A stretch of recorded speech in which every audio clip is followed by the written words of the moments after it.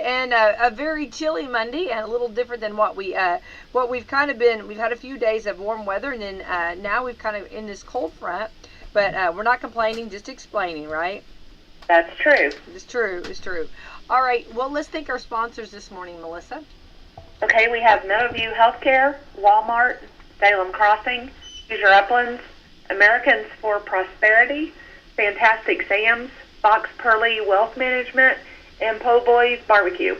Oh, very good. Thank you for the great sponsors. Always, some of those food places make us very hungry when we start talking about that Po' Boys Barbecue. All right, we're on to the 24th day of April, and the last, actually over the weekend, we had rain. What was it, on Friday, right? Saturday we had nice, and then Sunday back to cooler weather, and Monday back to cooler weather. So just kind of it kind of does this, though. We're kind of used to this, right, Melissa? Yeah. Unfortunately, we know that's what we're in for. It's the pattern for sure. So let's talk about. Friday was a lot going on, and then Saturday, the Salem High School had their prom, and there were some other proms in the area around, and a wonderful time. And Melissa, there were so many different dresses, so many different colors, and I love that. And so many different styles. And nobody wore the same dress. I had seen lots of pictures on Facebook, and everyone looked very beautiful. I know, such a fun time. It's such a great time. So it was a fun and a safe night for sure. There were some really pretty emerald greens, which I'm really into the green. I think the green is absolutely gorgeous. And I seen like several that were blue. Yeah. There were several blue dresses that were really pretty. Yeah, I agree, for sure. So hats off to that, and it's always a big time. It's a big time in your life, and something that you'll forever remember. So hats off to all the volunteers and everybody that put that together. So for sure, a lot of work. And then Melissa, you headed down to Thunder over Louisville, and how'd that go? Thunder was really good. It was cold. We loved the air show. That's my favorite part, is going down to the air show. Now, did they have any kind of did they do anything different this year with their air show? Anything? Well, I don't, we've only been, this is only our second time, but I do know that they had the Air Force there, and they also had the Navy, and they brought in like their, it seemed like that they flew longer than what they normally do. It wasn't just, like, here's our plane. It's like they showed you all the maneuvers and things that it would do. So that was very neat. Yeah. And then, of course... And it was decades of aircraft or something like that was like the theme. And so they would show like one of the, like older planes flying beside one of the new planes for like the Army, or not the Army, but the Air Force and the Navy, to show the difference in the planes, and that was kind of neat. That sounds really cool. That sounds really neat. Yeah, it's amazing how they've changed, right? They're a lot littler, maybe, is that right? Or what, did you notice the big difference in the old ones versus... They're bigger. Bigger. And like the maneuver, it seems like that they can like maneuver a lot better, even though that they're bigger. I would say, like, with technology and things that have come, that they're able to maneuver around, so it would show how fast they could go up, and then, like they would go upside down, and, just everything, and they were like the big fighter pilots, or big fighter planes. That's cool. That's very cool. Cool. And then, of course, then, right after the air show, then you have a little bit of time, and then Thunder, did it start on time and everything go good? Yeah, Thunder went really good. It was very good. It was very cold by that time, but it was good. And of course, I always like to hear the music too that they choose. Well, we didn't hear the music. Okay. I didn't know if you heard the music. We didn't hear music. I was on the Indiana side, and so I don't know if we were just in the wrong spot or what, but we didn't get a chance to hear the music where we were standing. Was there any new fireworks or any kind of new, some of the fireworks are like different kinds too now. It seemed like that they had these ones that were gold, and they would go up, and then you could hear, like, like usually, like you hear them when they go up, but then it's like you would hear them like as they continued to fall down to the ground. Mm. I thought those were neat. That was my favorite ones. Oh, I love that. I always like to pick my favorite. And then we were standing by a man with his son, and his son kept on going, "It's the finale! It's the finale!" And his mom's like, "No, this isn't the finale yet." And he's like, "How will I know when it's the finale?" And she's like, "You'll know when it's the finale." I love that so much. That is great. You know, that is something that everybody waits for, the big finale. But of course, Thunder, the finale's the whole way through, right? Well, that's awesome. He was so excited. Well, that's great. Well, another successful event put on by the Derby. Of course, there will be a lot more coming up as we lead into Derby. And, of course, always a fun time for sure. A great time to celebrate and have fun for sure. Yeah. And a big turnout, right? Yeah, I mean, I don't think it was probably as busy as what it was when we went. I think it had been like 6 years or 7 years since we had been there last. But I think that maybe the threats of rain kind of scared some of the people off, but it didn't rain or anything, so that was good. Right. And definitely, you know, I think throughout history, you know, Thunder's known as being cold before. Definitely, I've seen a lot of blankets and sweatshirts and jackets. Well, I don't know what year it was, but they said that one year I was looking back at like some history and things, and it said that there was one year that the viewers of Thunder ended up only being about 10,000 people or less because there was sleet right before the fireworks started, and so almost everyone cleared out. But they said about 10,000 people stood there and stayed and watched. Now that's 10,000 very dedicated people, right? They should have got some kind of a little bit of a medal or something. I mean, we are dedicated people for sure. Yeah, I think I remember that. I think that's probably very very true for sure. Well, it's you know, and that's okay. This is, you know, this season and this time of year, it always happens like that. We have our beautiful weather that we get really spoiled on, and then it goes cold for a little bit, but it'll come back. Yeah. So we'll be waiting for the temperatures to rise. We're on to the 24th day. Do you realize that, Melissa? We're getting to the downhill slide of the month. Isn't that crazy? It is crazy. Yeah. So 24th day of the month. Today is, let's see, National Pigs in a Blanket Day. Melissa, you like pigs in a blanket? Oh, yeah. I had actually forgotten about them, but yeah, we used to have those a lot when I was a kid. Yeah. I forgot about them too. That's funny that you say that because I had too. And I always I love pigs in the blanket, and they're easy, and there's so many different ways to do them, you know. And around Halloween, you know, they take them and they make like little mummies out of them, which is really cute. And it shows them here with the pigs in the blanket with the like a crescent roll, and it's got like almost like a salsa on top. It looks really good. Oh. So I guess it's as crazy as you want to get, right? National Pigs in a Blanket today. National New Kids on the Block Day. Oh. I love New Kids on the Block. Okay. World Day for Laboratory Animals. Oh. I know. I think we're kind of, are we doing that as much now, or I don't know. I thought we kind of stopped doing that maybe somewhat. Maybe I'm wrong on that. Well, when we were kids, though, remember they had to send the mouse to college, and you would collect like dimes or something. It's like you would. Maybe it's just in Illinois that we did. I was gonna say, I don't know if I knew that. I don't remember. But we would take out collections for sending the mouse to college, and then when you collected so much, you would get a little pin that said, "I sent a mouse to college." Oh my gosh! And then it's like now we look back on it and we're like, "Oh no, look what we were doing." No. I did not know that. Okay, I don't remember that. Okay, World Day for Laboratory Animals, World Meningitis Day. All right, and that's it. That's all the holidays we have today, for sure. So there we go.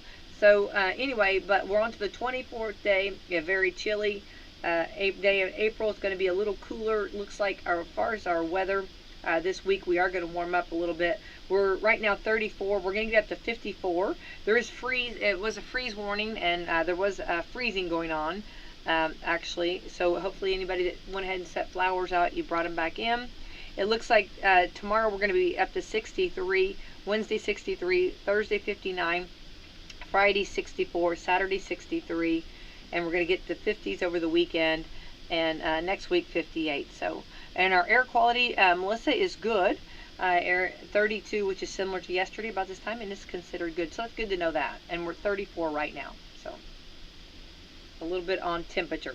All right, let's jump in and let's switch gears and let's go ahead and talk about some things that that Melissa that are very good and very interesting for sure. So what do we got on the forefront today this morning? Well, I thought we would talk about 8 ways to support someone that's dealing with a health crisis. I think that, a lot of times, whether or not, it could be an accident, it could be, someone's been diagnosed with, some kind of a health crisis. They say that one of the things that's unfortunate is people, they feel shocked, they feel scared, they're concerned, but sometimes they don't know what to do. They're like, what can I do for this person? And sometimes, people pull away, and it's like they're afraid that they're going to do something wrong, or they're going to say something wrong. And so, I just thought it would be good to kind of give people some pointers on what to do, because I know that we've all, had people in our lives that have either, been sick or been injured or, had something going on that was a health situation. Right, and I actually looked up what a health crisis is, and this is Wikipedia. A health crisis or public health crisis is a difficult situation or complex health system that affects humans in one or more areas from a particular encompass the entire planet. Health crises generally have significant impacts on community, health, loss of life, and on the economy. Yeah. So I thought that was interesting. That is interesting. Yeah, because sometimes we just we know the term, but do we really know what the term is? You know what I mean? Because you hear health crisis, but what is a health crisis, right? Right. And so it's interesting to even know, and I think these are things that a lot of times we don't learn about or know about, maybe. Right. Right. So let's talk about it. What are some of the things that I guess that we're going to talk about this morning on it?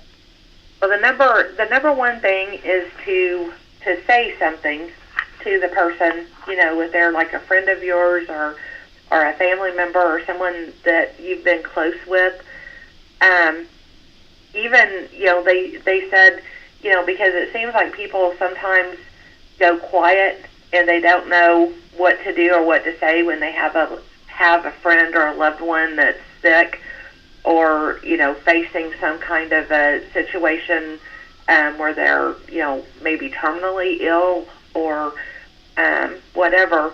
And so they said one of the things is, even if, you don't know what to say, even if you're just authentic and authentic with the person, and you say, I'm not sure what to do, or I'm not sure what to say, or, I'm feeling upset too, but I want to do my best to help you and to support you.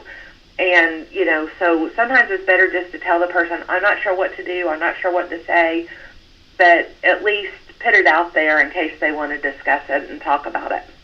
Now, if that person, Melissa, let's say, and therefore, you've got two options, or just a couple of options there, because that person could say, there's actually nothing, maybe the person's just tired, or just, sending off a vibe of something's wrong, and maybe nothing's wrong, they're just tired or something.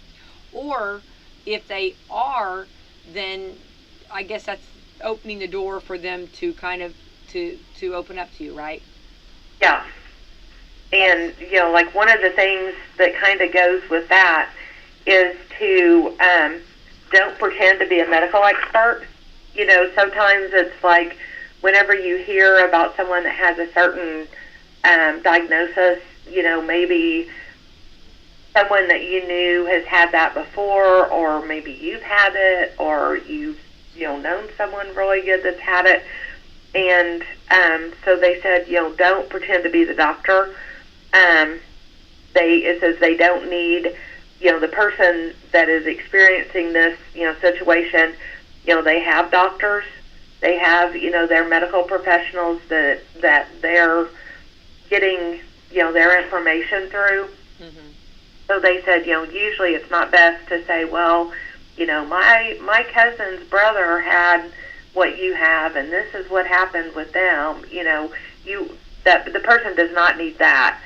And they said that also don't tell the person that it will be okay, because it may not be okay. And that they said that sometimes if you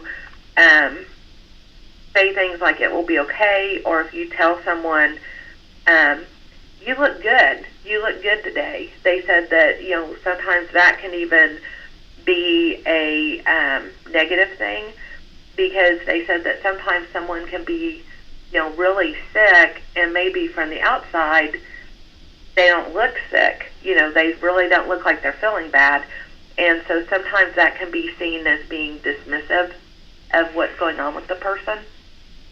So if they want to tell you about what's going on medically, and talk about, what their doctor's suggesting and things, that, they said sometimes that's kind of the area you want to stay away from, is like treatments and medicines and that sort of thing. Right. Well, and then, saying something, sometimes that can be hard.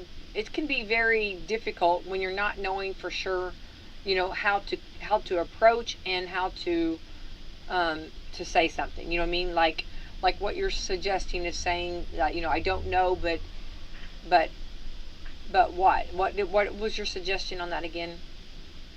Well, it's like they said that I'm not sure, something like, I'm not sure what to say, but just know that I care about you, or something like, I'm not sure what to say, but I'm feeling upset about this too, and I want to do my best to try to help you if there's, something I can do to help, or,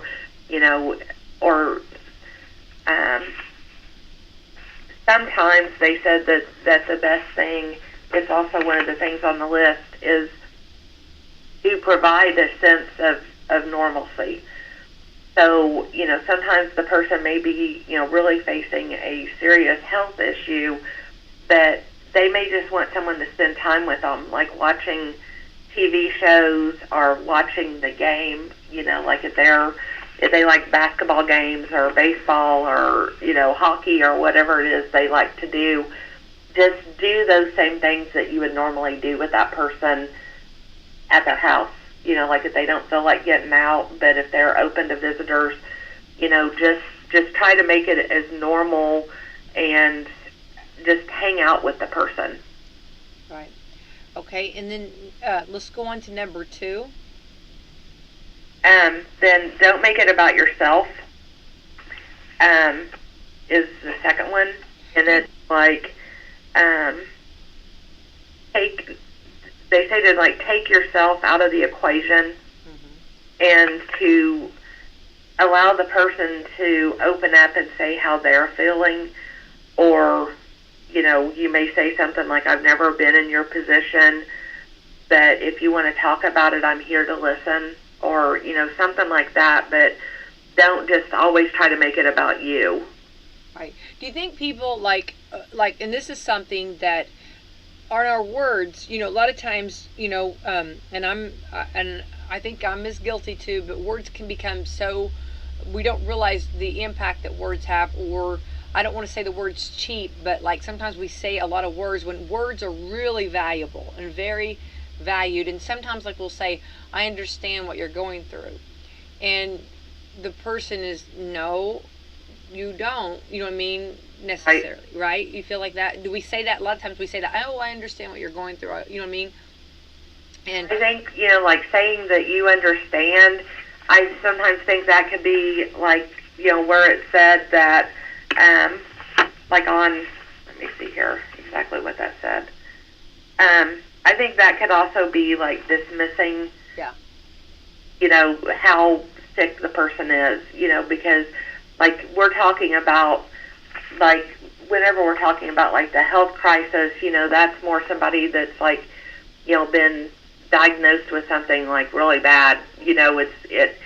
Where they are really sick. They, probably don't have a lot of energy to get outside of their house or to go do the things they used to do. It's not just something that's just like a temporary thing, like a cold or flu or, something like that. It's like a serious health condition.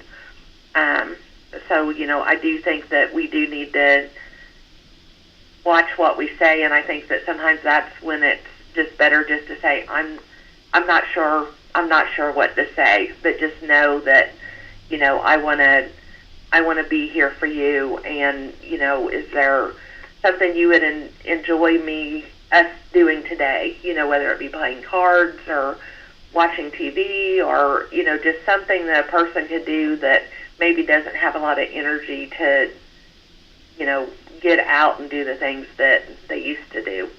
Right. And I think, and I think you're right. I think, like, and going back, don't make it about yourself. I think that's so true. And like you said earlier, like, don't like relate something to that. Oh, my cousin or whatever. Especially when they don't even know your cousin or maybe know somebody, and they're just trying to survive and make it through that. Through the next hour of the day, and you're talking about something that they don't even know about. Right. And so I think that's good advice. This is good stuff.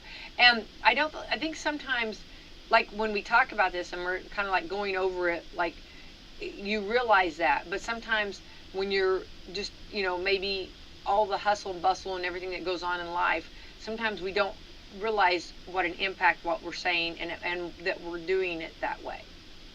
Yeah. And in our heart, I do believe people are very genuine. I think they really do mean, like when they're trying to relate or tell a story, about, maybe, something, but it doesn't, when you're on the other end, it's just something maybe that's not best that you want to hear.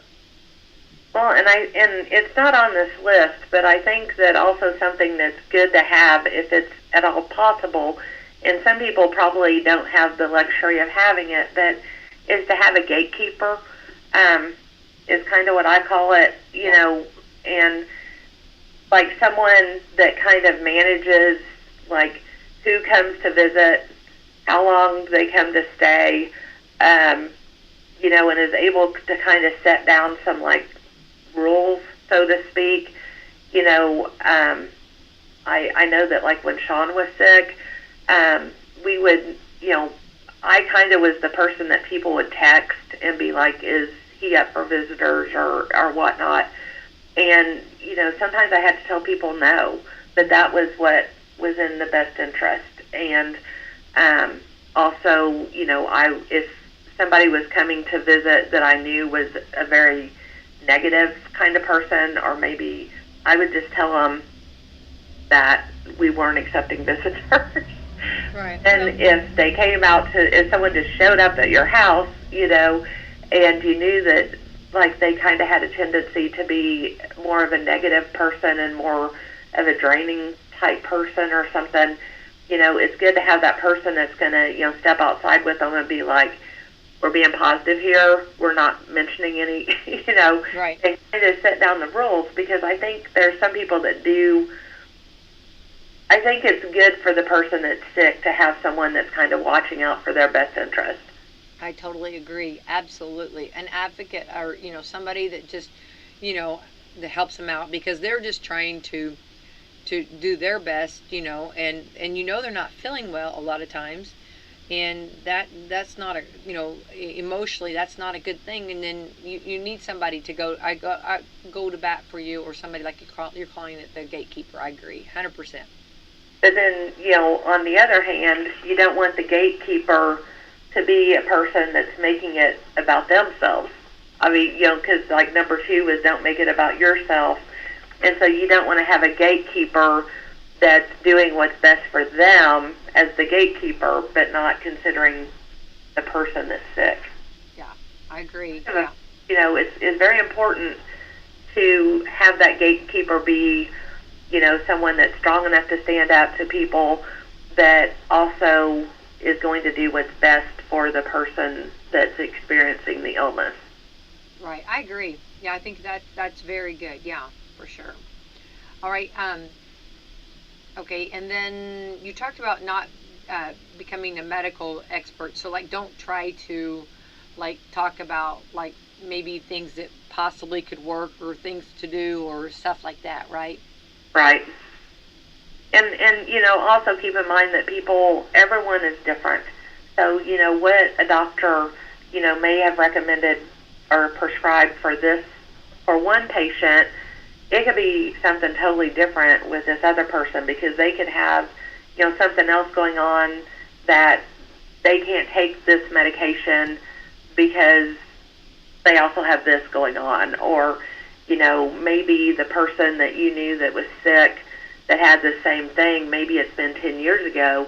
Well, in the medical community, 10 years could be like 100 years, in terms of the medications and the treatments and, things that are out there.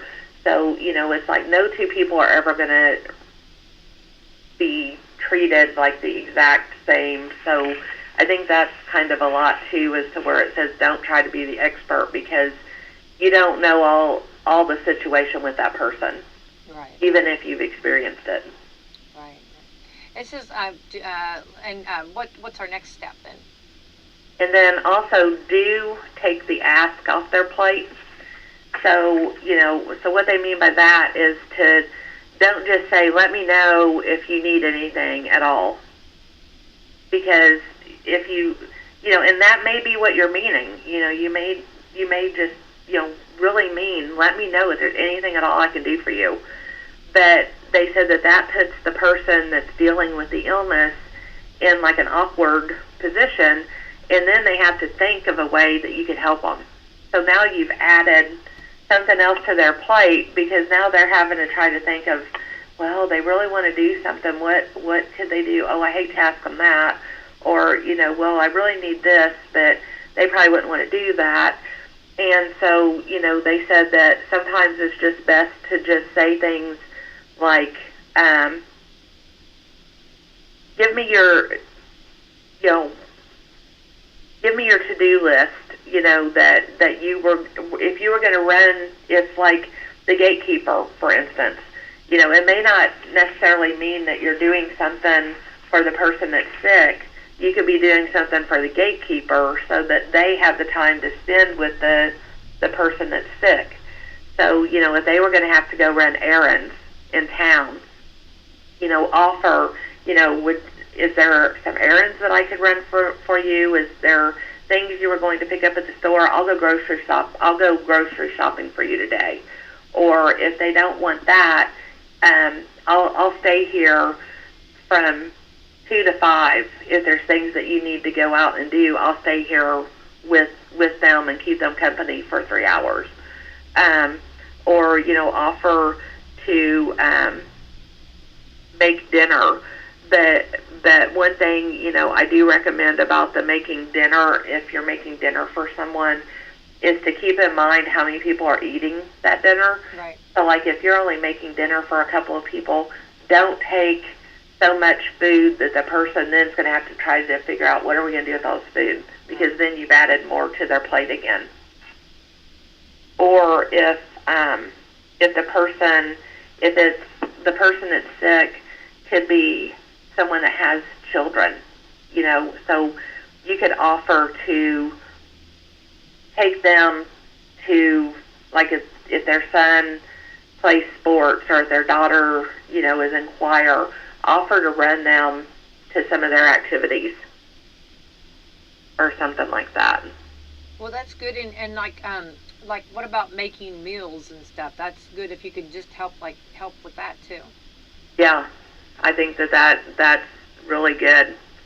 Because it seems like when there's like a lot going on like that, it's hard sometimes for maybe the caretakers or the caretaker, and if everybody's busy, if there's children involved, it seems like meals are very difficult sometimes to get in. Yeah, that is true. And I think a lot of times people don't always have the resources that everybody thinks they do. Don't you think? Yeah, I think that's definitely true. And so it's always something, to ask. And then I think on the other hand too, I hope that anybody that's maybe going through something, I think sometimes it's hard to ask. And I feel like that's where I hope that people realize that if the shoe was on the other foot, so to speak, they would be more than happy to help. You know what I mean?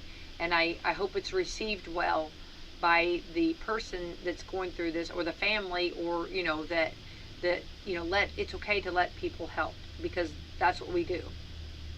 Well, or even like mow, now that it's getting warmer, mow their yard. Just show up one day and say, I'm going to mow your yard today.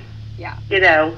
And because, things like that, that, just the things that need to be done, like everyone needs their yard mowed, so just, sometimes maybe don't necessarily call and say, would you care if I came by and mowed your yard? Just show up and start doing it.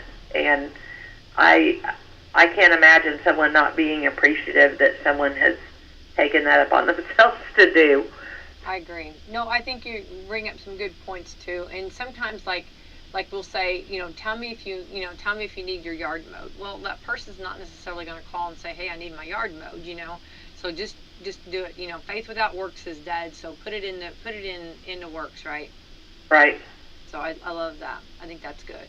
That's very good. Good. This is good food for thought, Melissa. Good on a Monday morning. Just good reminders. Well, and also another thing that's on this list under the that takes the ask off their plate is, like if someone has children, maybe, invite them over for a sleepover. Oh. So like if you have kids that are their age, or around the same age, and they know one another, invite them for a sleepover, or invite them to the movies with you guys, or do things to help keep the kids entertained, because that these kids are also experiencing a lot of anxiety that their parent is sick. Right. Krista is with us now, and so good morning, Krista. Good morning. But I do think you bring up such a great point, Melissa, with the children too, because I think a lot of times everybody's trying to deal with a lot. There's a lot on a plate, and of course the children are not. It's hard when you're seeing your parents, or someone close to you, not doing well. And they're emotional, but then life, you kind of gotta keep going. So that is such a blessing to do something like you said, taking maybe the kids out to eat, or going to a movie or something, or doing something, maybe even a walk or something, to just a different, I guess, environment, right? Right. And then then when the kids get home, then one of the things that then it kind of like snowballs, and then they can go home and then be like, and tell their dad or tell their mom, or their sister, or whoever it is that's sick, I got to go see the new Mario Kart movie, or and then they get to talk about something that's just normal, Right. Yeah. Absolutely. And the loved one will enjoy hearing that, you know what I mean? Right. And also knowing that their loved ones are happy and being well taken care of. Right. Those are good, all good peace of mind. For those that are just joining us, on the radio this morning, we are talking about health crisis, and Melissa's giving us tips on things that we just maybe it makes sense, but sometimes we don't always realize what words we're saying, or what actions we're maybe doing, right? Right.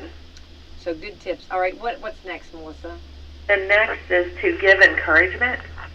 But it says to encouragement isn't like asking a person, how are you doing? Because sometimes, like whenever they have someone, the person has someone at their home visiting, it's like they don't necessarily want the unwanted reminder of, well, here we were talking about, IU, and, doing, kind of just having a normal type of conversation, and now you're bringing up, how am I doing? Yeah. So it says instead, bring up things like, if the conversation does shift, to the person's illness, to say things like, so what's the latest? Or instead of saying something like, so how's your treatment going? Or instead of saying, so how are you feeling? Or, like those type of questions, to just kind of say, so what's the latest? And then that way, if the latest is that their daughter got an A on her test and that's what they want to talk about, that's what they're going to say to you.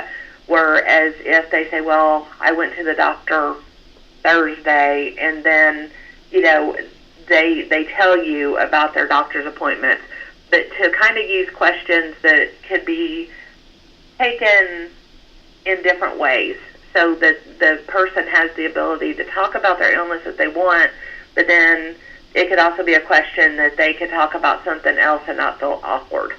So you're kind of allowing them to go with the direction of how they want the conversation to go. Right. Yeah, just by being more, just, how's things going, what's new, or what's up, or, stuff like that. Yeah. Right. That makes sense, yeah. Because I used to have a friend, and he was terminally ill, and, I would send him a message, usually on a daily basis, and I would say, just checking in. And, some days when I would say that, I wouldn't hear from him.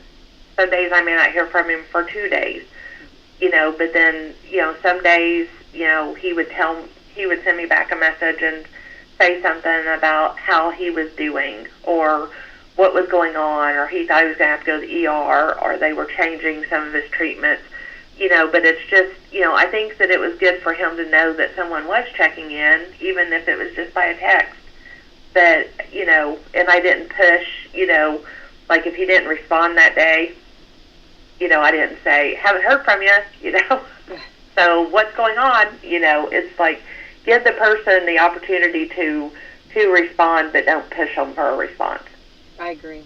Yeah, I agree. Well, I don't think it's wrong. Like if you have, if you're like what you're doing, like if you have a friend and you're just texting, that person might just read it, and that might put a smile on their face, but they might not feel like responding, and I think that's okay.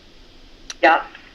And I think staying with that person, just sending something about or just checking in, or just seeing how you're doing, hi, what's up, what's new, or something like that, but just keeping it simple can be nice.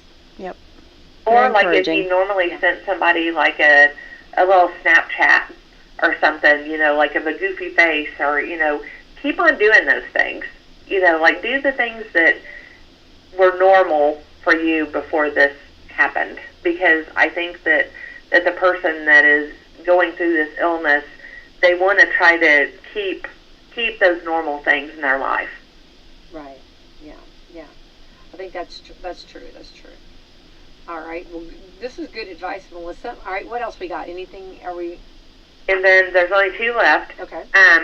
Don't take it personally if your attempts to talk are rebuffed. So, that's basically, if the person, doesn't feel like talking, or they don't feel like talking about, anything, there could just be times where they just want to just sit and not say anything and watch a movie, or listen to a record, or listen to the radio, or, whatever. They said that just know that there's sometimes that sitting in silence is what that person needs. Maybe they just need you to sit there and hold their hand, or, just sit there in the room with them, or, go visit them in the hospital, and just, just kind of be there, be in the room. And if they want to talk, they'll kind of lead that conversation. But they said don't try to just fill in the blank space with chatter about yourself. So, that kind of goes back to the one that don't make it about you. So it's like if they're, if they seem like they're just maybe wanting to just kind of get some rest, let them just sit there with you, just sitting there in the room. That is perfectly fine. Or if people just want to be totally alone, that's okay too. We can't be, offended if they say, get out. Or because some people do that, they just need to be alone, and that's okay. Or take the cues, because sometimes like if you're visiting somebody at the hospital and then they're like, I really didn't get much sleep last night, or I'm tired today, or I really haven't been feeling good today. That could be their way of saying, I really wish you'd leave, kind of thing. Yeah, they're the ones that can't say get out. Yeah. I can say get out. Krista Other people cannot. Yeah, use your voice and just say get out. Yeah, that's right. Yeah. Well, I would tend to be more of the I didn't sleep very much last night, or I'm probably not the one that would say get out. You know what I mean? But then sometimes that's also where that gatekeeper person, comes in, where they're like, it's okay if, visitors come today between, you may give them a time, like you could send out, a message to their friends, and say, they're accepting visitors today from like 1 to 2. And it may be something that you don't know, like when they're going to accept visitors, but maybe, you just have to be open to, it seems like today they're having a good day, and they'd be open to having a couple of people come over today for a little while.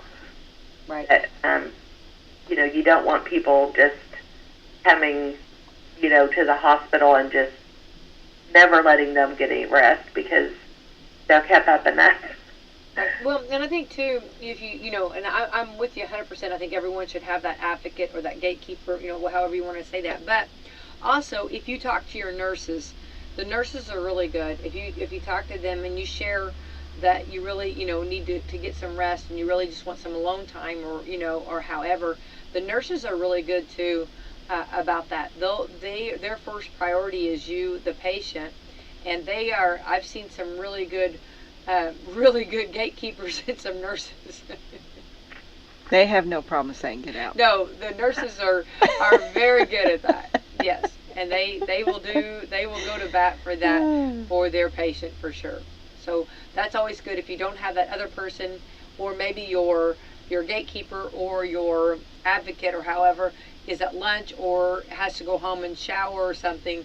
You just let the nurses take care of it. They're pretty good with well, and maybe, kind of realize that if you are, visiting, whether it's at a hospital or a SNF or, at the patient's home or wherever the person is that's sick, that, you may want to, send a text, before you go and be like, would it be okay if I came over today around 2 o'clock? Mm-hmm. And don't just show up at the house, because that can be kind of awkward if the person just shows up, and, a lot of people don't feel comfortable telling somebody to, I'm sorry, but we're not taking visitors right now, and it's like, some people are good with that, but, I do feel like it's good to send a little message and ask is this a good time?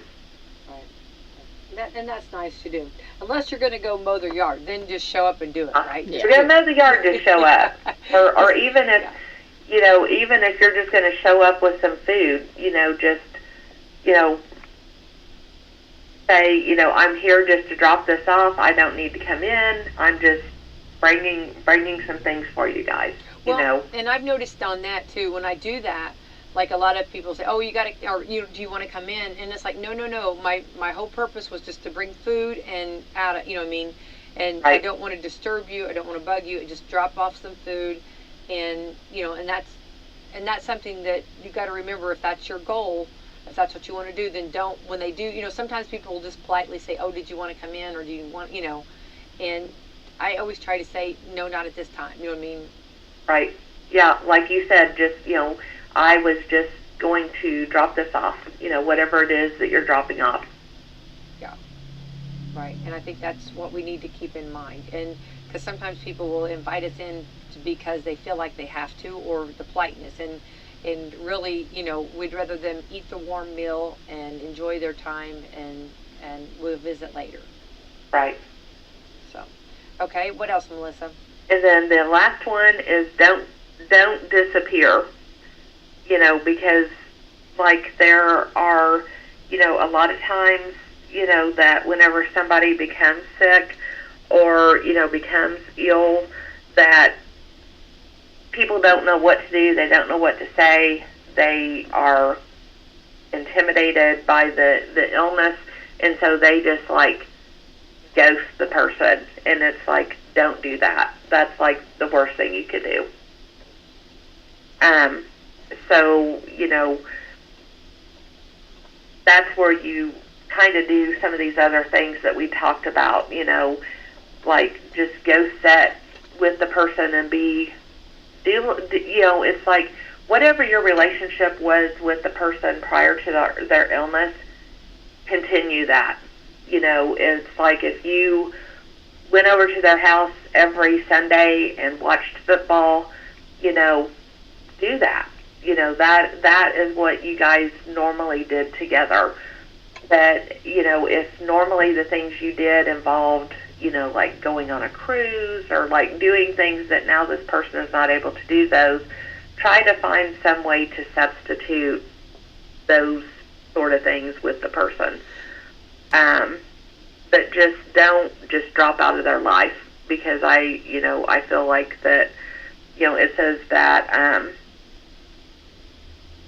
even if you're just sending a text every now and then, or if you send a gift certificate for a local restaurant to the person, or you send flowers, or mow their yard, or whatever it is that you're doing, or, offer to take their kids for the weekend, or offer to take their kids to the movie, or whatever, that just, try to continue that relationship. Right. For sure, and I agree, and I think sometimes that maybe we do disappear on everybody's defense because we don't know what to do, and we try to give them a little bit of space and a little bit of peace, and not try to be so much, I guess, like bugging them, if you will. Like, sure. I don't want to bug you, you know sure. what I mean? And it might be, and that might not be the case at all. Maybe they want to be bugged, you know what I mean, or just want to be talked with. Sure.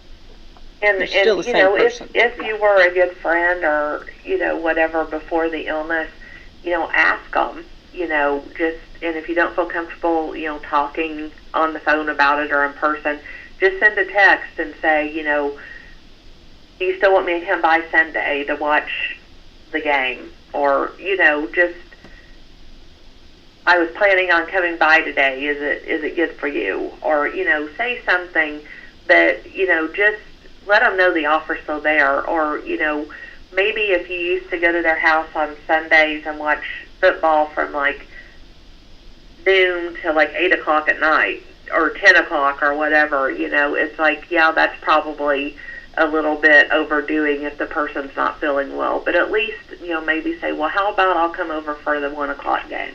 Or, yeah.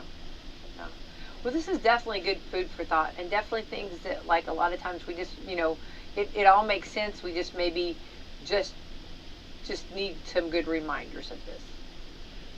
Yeah. So, Melissa, did we hit them all then?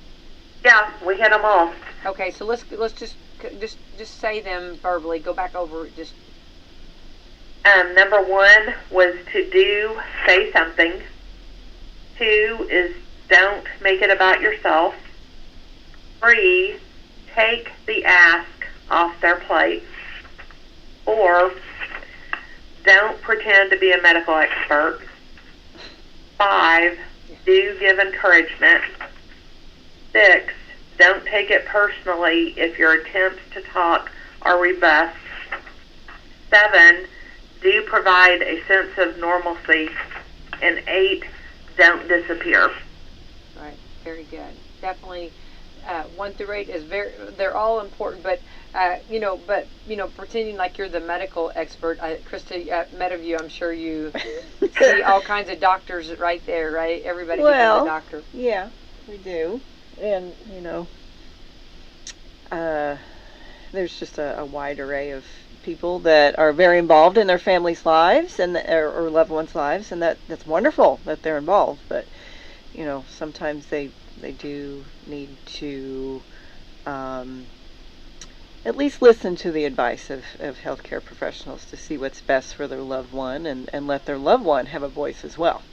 Yeah. That's always important. That is good. Very good. Very good. Well, and also I'm sure that you would agree that television commercials of all the medications and different things, I think that is, I don't know, I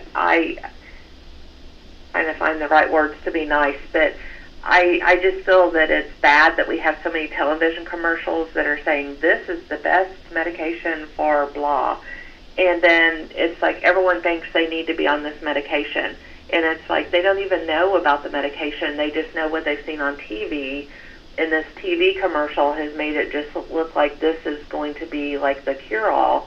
And I think that we need to, like you said, listen to the advice of your medical professional, and don't use just the advice of a commercial that you've seen on television. Yeah, society in general has a huge influx of information at all times that I think that we didn't have ready access to in the past, and so my opinion is that we can be a more informed population than ever, but sometimes that can bite you in the behind. And for example, just like that with the medications, sometimes those medications are extremely expensive. They might not be covered by insurance, et cetera, or they may not jive with whatever other medications they are taking. So yes, we deal with that a little bit here and there. The big pharmacy companies are just doing what they do. They are promoting their product and trying to reach the right audience, and sometimes approaching the entire population is a little difficult at times for those of us in the healthcare positions. Well, and I think in the healthcare too, everybody's an individual. Yeah. And so what might work for someone might not work for someone else. So exactly. And I think a lot of times everybody thinks, oh, well, this helped, so and so, but it doesn't mean that it's right for your individual. That's right. Everyone is unique in personality and physical makeup sometimes. So, yep, everybody's different. Need different stuff sometimes. So that was number 4. Do not pretend to be a medical expert. Okay. Unless you have a degree hanging on your wall. You know what? Medical professionals, they're not always right 100% of the time. It's okay to talk things out, but yeah. Well, that is their area of expertise. Right. And sometimes, if you feel like you just want to understand, maybe would this even be an option? Like sure. You said, to talk it out. Mm-hmm. Is this even an option? And they can explain why it's not an option, or mm-hmm. That might give you a peace of mind, make you feel better too. That's right. For your loved one. Well, and I think sometimes that it's very important to find that professional that you trust. So like if you have something going on, and you went through the steps of selecting your oncologist, for example. It's like you have to put a certain degree of trust into that professional that you have selected. And, it's like, so you don't necessarily listen to the neighbor if they say, well, I went to such and such with my oncologist, and I really feel like you should go to them because they did X for me instead of doing what they're doing for you at this other doctor. And so, it's like, like you said, it's like everyone's an individual, and so you could have a different type of cancer or different, types of reasons for the cancer. So, I'm not saying don't ask questions and things like that, but you can't, like, try to pick and choose what you want from multiple doctors. It's kind of like you have to have the one that you've chosen as the professional in this area. Yeah, true. And I think that, again, relationships with your doctor, relationships with your healthcare professional are so important. Absolutely. And keeping that door open, and of course, I'm sure at Meadowview and Salem Crossing, I'm sure, Krista, that, as far as like, making sure that the person is either getting their rest or not rest, what we just talked about before. I mean, your nurses and your staff is so good. Everybody's so good about that, and making sure that the person who lives there, their home, is well taken care of. Yes. And, when people come and visit during the day, they're thinking that, they've probably slept all night long. They're up and ready for a visit in the middle of the day. Not everybody sleeps at night, or whether that's just how they have always lived in their life. Maybe they worked third shift when they were younger, and they just their bodies have just gotten used to being up all night long. Or maybe they just have a little bit of insomnia at the moment for whatever reason. So I think it's always good to try to prearrange visits when someone's not feeling well, whether it's at Meadowview or Salem Crossing or out in in their private homes.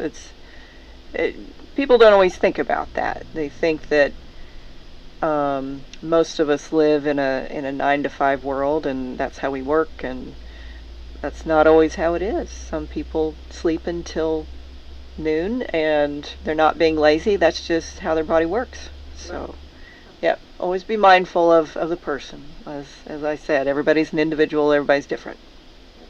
Melissa talked, about try to send a text or call maybe like the person or the gatekeeper or the advocate or whoever, and just see if this time would be a good time, like you said, kind of make a set of time that would be best. Yep.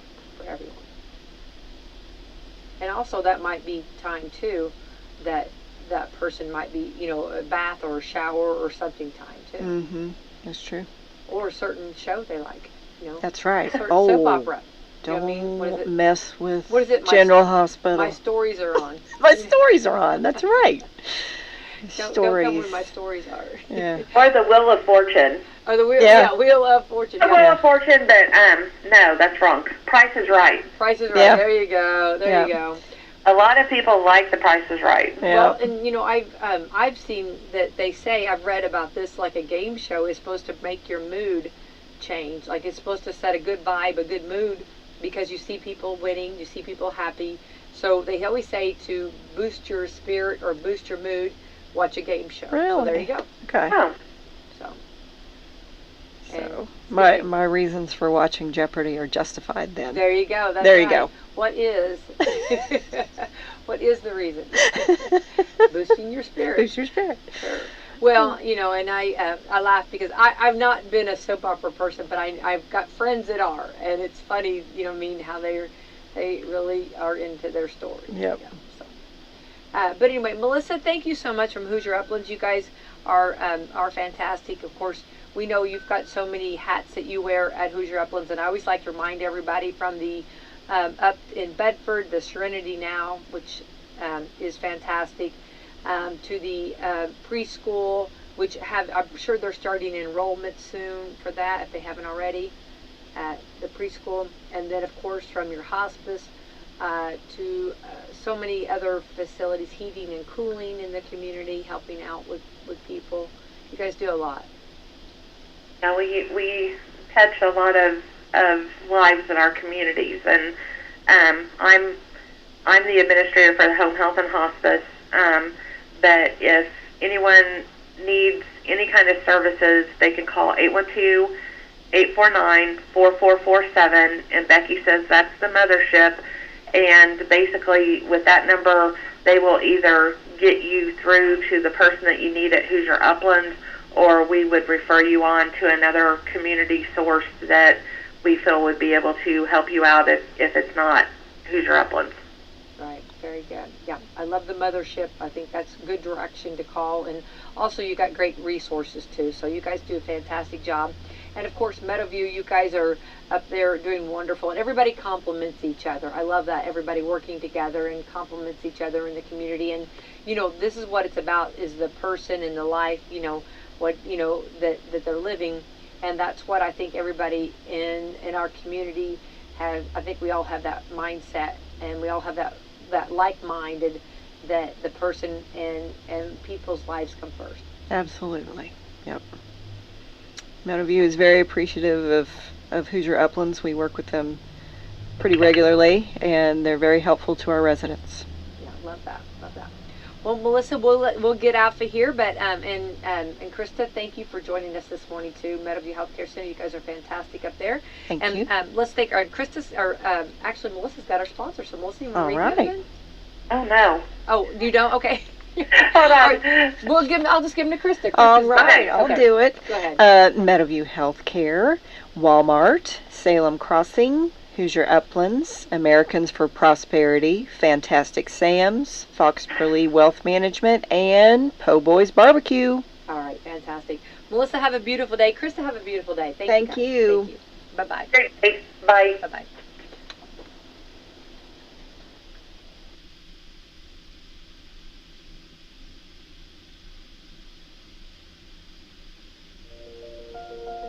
Justin Green for Salem Mayor. Let me tell you about myself. I'm a lifelong Salem resident and a successful small business owner. I first ran for mayor in 2019. Since taking office, I have focused on improving Salem's aging infrastructure and invested over $11 million in projects, many of which are funded through state and federal grants. I will continue to work to grow Salem by attracting new jobs and residents while increasing our quality of life for our current residents. Vote for Justin Green, Mayor, Republican primary on Tuesday, May 2nd. Thank you. Paid for by the committee to re-elect Justin Green for mayor. Hello folks, Craig Martin at Billy Martin Store in downtown Martinsburg. Say you're in the market for new appliances, furniture, or floor covering for your home or business, then Billy Martin Store is the place to go. We've got a huge display of many nice, top quality name brand merchandise in stock to select from at everyday low prices. So whether you're building or just replacing, Billy Martin Store has terrific personnel to help you all in selecting the right product, and also professional flooring installers to take care of your floor covering needs. Billy Martin Store tries each day to continue to buy USA-made products made right here in southern Indiana. As we are celebrating our 164th anniversary as the oldest family-owned business in Indiana, father to son and now daughter, Tanya, we appreciate all of the business over the many years. So why not drive on out to the country and save a lot at Billy Martin Store? Billy Martin Store is located in the heart. Sense is a superpower.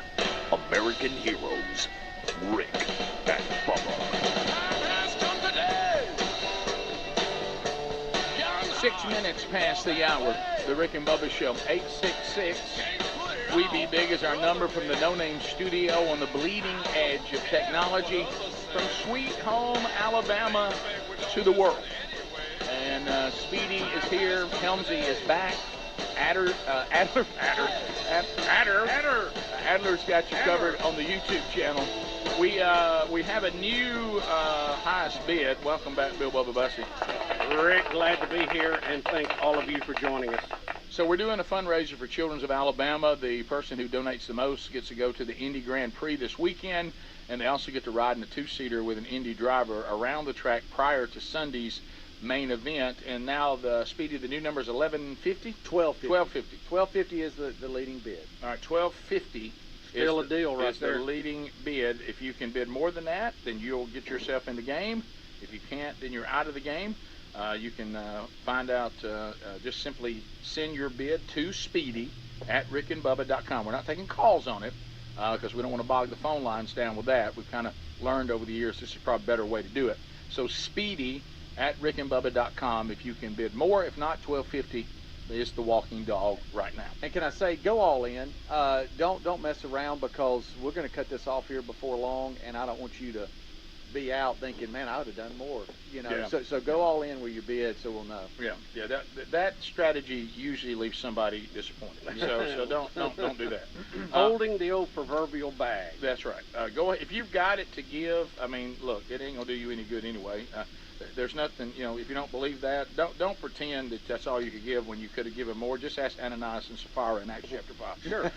But anyway, so let's talk about, Bubba, you said there's been some rule changes? Yeah, you know, this move to speed everything up, which, you know, I'm beginning to wonder, are we too obsessed with speeding everything up? For real. I am. 3 changes coming to college football this year. No consecutive timeouts. No untimed down at the end of the first or the third quarter. We've seen that before. Yeah. Clock runs after first downs except inside of 2 minutes each half. So, you know, in college football, they would stop the clock for a first down. That's Now right, it's not going to. Clock's going to keep running I know. except for the 2 minutes before half and 2 minutes before the end of the game. That's really the big news there. These consecutive timeouts to freeze a kicker, can't do that. Yeah, I'm You glad just that's get over. one. And no untimed down at the end of the first or third quarter. In other words, when they have a penalty play, you know, and the clock runs out, a lot of times they'll award another play, and then you have the actual end of the quarter. That will not happen. They'll move that over to the next quarter. So the only one I disagree with is, and this, you probably have done the best job of pointing to they don't think some of these things all the way through. So what the goal of all of this is to try to make the game more exciting. Okay. Well, they say speed it up. Speed it up, but also make it more exciting and whatever. But here's the problem. Is there anything more exciting than a team trying to drive to win the game who's out of timeouts? And if they make a first down, they at least get a minute to get lined up without losing time, and this keeps the drive alive. And then and then they wind it again once they. Well, they'll still get that. Yeah, inside 2 minutes. Yeah, but what about? I mean, what if there's 4 minutes left? Well, you won't get it till Right. 2 Yeah. minutes. That's what I think. That's going to actually take away some exciting moments of football. Well, it's again. Yeah. Why are we? I understand the baseball thing to some degree. Yeah. There's one side of me that goes, nah, I really don't get it, because if you go to the ballpark, you stay all afternoon anyway. Right. You know, if you're trying to go to a baseball game and get back for a meeting at 4, probably not a good plan on your part. With college football, these are Saturday events. I mean, you kind of know what you're in for when you go to a college football game. Are we really that pressed for time? Well, I mean, what is everybody hurrying back so they can get home and look at their phone? I mean, it's a well, yeah. Are they gonna go to another game? Yeah, is somebody is somebody saying let's shorten them so we can all be in church Sunday morning? I wish that was some motivation, but Really, TV timeouts what stalls the game mostly. Well, I started to say that slows Another it up commercial, more hold on. than anything, because the game's going along. All of a sudden, you got the guy out there with the counter, and they're stopped. So, I mean, they're not addressing the real things that slow the game down. And my pet peeve on this, Rick, is delay a game, where we stop play to tell everybody they're too slow getting the play on. Right. So I'd like to see them just take a timeout until they're out of timeouts and then stop. The way we penalize people for slowing the game down is by slowing the game down. Even more. Right. Yeah. Hey, you were 2 seconds late getting that ball snapped. I'm going to take a minute to tell you about it. Move that, do a little presentation for everybody, and then we'll wind the clock to start again, Right. which takes about 3 minutes. Yeah. Yeah, I don't know. I mean, I guess I don't see myself as a purist, but I just, I mean, the problem is, like, when you look at baseball right now, I understand what they're trying to do, and even don't have a problem with what we're trying to do. But it seems to be all so short-sighted. It's led to all these weird moments that people are like, "What? That's how it ended." Well, and baseball doesn't. It's like you're taking what baseball is, and I know it sounds weird me saying this. No, but you're right, though. You're taking the strategy of baseball and the way it operates, and you're changing it so much it's ceasing to be the game it was originally. And really, maybe you should just do a better job of marketing your game to it. If you're losing audience, it may be because the way the game's being marketed, you're marketing it to people that you're never going to get because of the way the game is. Mm-hmm. Some people, their personalities and the way they are, baseball's never going to be a choice for them. But then there's people that this would be an incredible choice that would really love it. Mm-hmm. And I wonder if you won't end up in no man's land where the people you're chasing are never going to like it anyway, and the people who loved you, you lose. Well, to me, baseball's always going to have a certain amount of scratching and spitting and stepping out. That's what makes it baseball. You know, they've tried to do. I mean, if they're going to do anything, I want them to get the balls and strikes right. I mean, I've long been for letting the computer help the umpire. But see, I think that though is what makes. I know this is going to sound crazy because me and umpires, we don't get along. I know. But human error and the human aspect of the game, I think, is what makes baseball. I think if you start putting robots out there, then it really loses what baseball is. Back to what you just said, Rick. I think having umpires and a real person out there, even though when I'm on the receiving end of a bad call, I don't like it, but still that human aspect is something, in my opinion, you don't need to take away, because then what do you got? A bunch of robots out there? I mean, I just want to get balls and strikes right. That's I get it. I don't. And on the pickoffs, and I'm stepping out and all. Yeah, limit that. I get that. Hey, you've picked off the first 4 times. All right, let's move on. Or hey, you've taken your batting gloves and you've tightened them 3 times and you've clicked your cleats a couple of times. Why don't we have get back in the box? 4 fouls, you're out. Why don't we go back to that? No, we're not doing that. Well, here's the thing that bothers me though, and believe it or not, coming from me who hates the constant throw over. But here's the thing about baseball though, and I know Helmsley, you played and probably would. I would have taken. I wouldn't. Nobody ever asked me to steal because I usually don't let the 4 hitter with 150 batting average and 14 home runs steal. But anyway, but if I'm at first now, okay, so his throwovers are over. So I know now I can go. I know he can't throw over anymore. So now you've affected that part of the game. Did you see the Major League Baseball pitcher? You talking about using the clock to his advantage. He waited till it got down right to 0 and kicked his legs, and the runners took off because they're like, he's got to throw the ball, and he ended up picking off because he knew they were going to run with it going down. So I guess you can adjust and do new stuff. strategy. So you got some advantages and stuff, but I think there's some common sense. But again, classic humans, we don't know when to stop. So now we got to speed everything up so much that it really loses what it really was. Well, human beings, our problem is we can't just make a mild adjustment. No, we can't. I mean, we always, just what I said a minute ago. We don't have a fine-tuned knob. We got a coarse-tuned knob. It's what I said a minute ago. Well, so like we started saying, well, the answer to the fact that people are coming forward and they don't really know what's going on and there's no follow-up and we're not really discipling them and they're fading away and many of them, never solidify in their faith, as opposed to, well, maybe we should do a better job of following up with them and discipling them. We go, we just won't have a time decision at all. See, it's always a swing. Right. We need to make slight adjustments. We need to come in and what we do is what's going to happen now to go, well, that rule we did caused this problem, so now let's make a rule to solve that problem. Well, that rule caused this problem, which caused that problem. Now we got to have a rule to solve that problem. And before you know it, it's going to be so many different rules and regulations and stuff. You don't even know what you're watching. No. You're right. Yeah, I mean, if everybody's bored, then how about this? We'll just play banana ball. Yeah. Also, USFL second week, Birmingham, New Orleans, New Jersey, and Michigan big winners. Birmingham had a big win, 42-2. After losing 2 key players. Yeah, I know. So they're really doing a good job. I don't know if that says how good Birmingham is or how bad Memphis is. But yeah, Italian's looking good. Yep. And so we'll come back. We'll take your phone calls next. 866-WE-BE-BIG. We've thrown a lot at you, and you can respond. 866-WE-BE-BIG is the number. More of the Rick and Bubba Show coming up right after this. Rick and Bubba, Rick and Bubba. Looking for peace of mind when it comes to your car's performance? Look no further than our friends at CarShield. With plans for every budget, CarShield offers protection plans that cover more parts than ever before. Whether your car has 5,000 miles or 150,000 miles, plus they offer plans that come with roadside assistance 24/7, courtesy towing, and rental car options. Call CarShield today at 800-465-6550 to save 20% on your plan. 800-465-6550 or go to carshield.com/Bubba. Got you a free silver bar? Well, okay, we've asked our friends at Lear Capital to do something special for our listeners.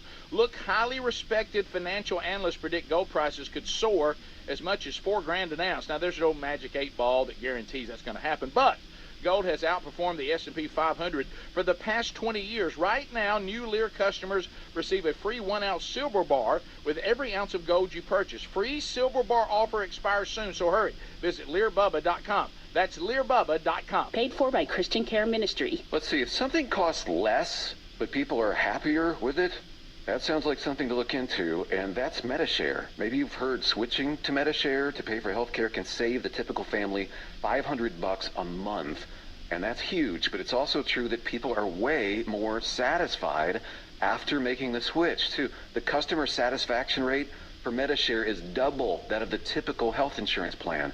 MediShare works. It's been around for more than a quarter century, and members have shared more than $3 billion of each other's bills.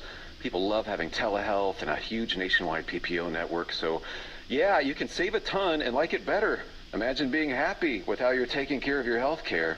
So if you're self-employed or part of the gig economy, or you just want a plan you're happy with, you can call right now and get a price within 2 minutes. A very, very smart use of 2 minutes. Here's the number you need. 855-51-BIBLE. That's 855-51-BIBLE. 855-51-BIBLE. Natalia, solid dismount, but that little pause is a deduction. Top tumblers hope to stick the landing with Coach Jasmine. That aerial sequence still needs work. She needs more certified athletic trainers to find her balance. Focus. I'm going to need you for the all-around. Wait, who's spotting the vault? Indeed can help her hire great people fast. I need Indeed. Indeed you do. We instantly connect you with quality candidates whose resumes on Indeed match your job description. Visit Indeed.com/credit and get $75 towards your first sponsored job. Terms and conditions apply. When you're an innovative business, every blinking cursor, every blank page is an opportunity. What will you do with it? Will you make something better or create something new? Our Dell Technologies advisors provide you with tools and expertise to do incredible things. Because we believe there's an innovator in all of us. For advice on smart PCs powered by Intel V Pro that's built for business, call a Dell Technologies advisor at 877-ASK-DELL. I studied Spanish in college and never got fluent. But then I tried Babbel. Want the most effective way to learn another language? In just 15 minutes a day, Babbel's bite-sized lessons will have you learning another language in as little as 3 weeks. Babbel is all conversation-based, so it gets you speaking quickly about things you actually talk about in the real world. You'll really see a difference in how you can speak and how conversational you can be in just a few weeks. Babbel isn't just lessons. You can listen to podcasts, play games, watch videos. You can even take live online classes with a language teacher. There are so many ways to learn with Babbel. The lessons online and in the app make it easy to learn from pretty much anywhere. University studies have shown that using Babbel for 15 hours is equivalent to a semester of college Spanish. If you want to learn a new language, there's no better way than Babbel. Go to Babbel.com to try for free. That's Babbel.com. Babbel.com. Attention, all you coffee drinkers. There's a brand new brew that you definitely want to make part of your daily ritual. If you enjoy delicious, good coffee like us, My Coffee needs to be your new drink. It's organic, which is so important because if not, then it contains chemicals banned in this country decades ago. You've heard us talk about My Pillow for years on this show, and now they've got My Coffee direct from the MyStore.com website. Go to MyStore.com, enter the code BUBBA to save 25% off your order of My Coffee. Or find a link at rickandbubba.com. Got you a free silver bar? Well, okay, we've asked our friends at Lear Capital to do something special for our listeners. Look, highly respected financial analysts predict gold prices could soar as much as $4,000 an ounce. Now, there's no magic 8 ball that guarantees that's going to happen, but gold has outperformed the S&P 500 for the past 20 years. Right now, new Lear customers receive a free 1-ounce silver bar with every ounce of gold you purchase. Free silver bar offer expires soon, so hurry. Visit LearBubba.com. That's LearBubba.com.